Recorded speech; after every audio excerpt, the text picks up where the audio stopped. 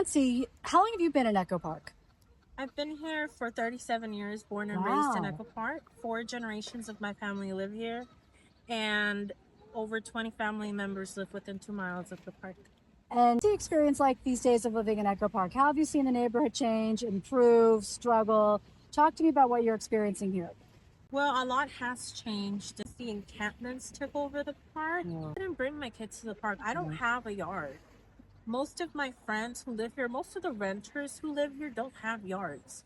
And so this being our only tiny green space is super important. Like Echo Park is more important than people think. A lot of people just see it here as we can come and walk on the weekends. No, for some of us, this is where we have to bring our kids. This is where we spend most of our time, right? Catman was here. It was so unsafe. I mean, you'd walk around, you'd see people doing drugs, having sex, getting into fights.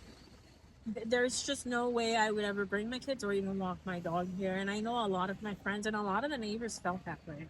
We are thankful that it was cleaned up. Thank you to Mitchell Farrell, because there's parts of the neighborhood that are still full of encampments, that are still full of trash.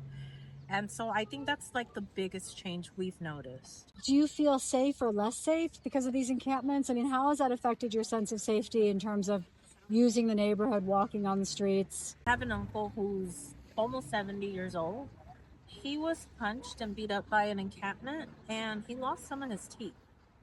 I have another uncle who passed away. He was also jumped by an encampment.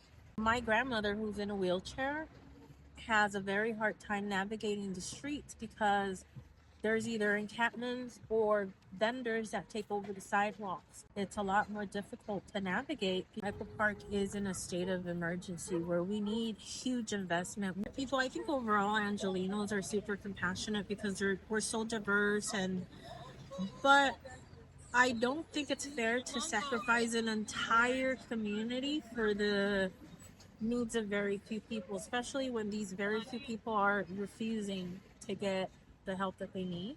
Working people here that all they want to do is live in a peaceful society. Really, we're not asking for much. We just want peace. Concerned, I think. We're worried that the neighborhood's going to keep going downhill, but at the same time, we're hopeful that somebody will common sense will come and say, listen, this is acceptable, this is not acceptable. We would love clean and safe streets. So that's where we're at right now, I think.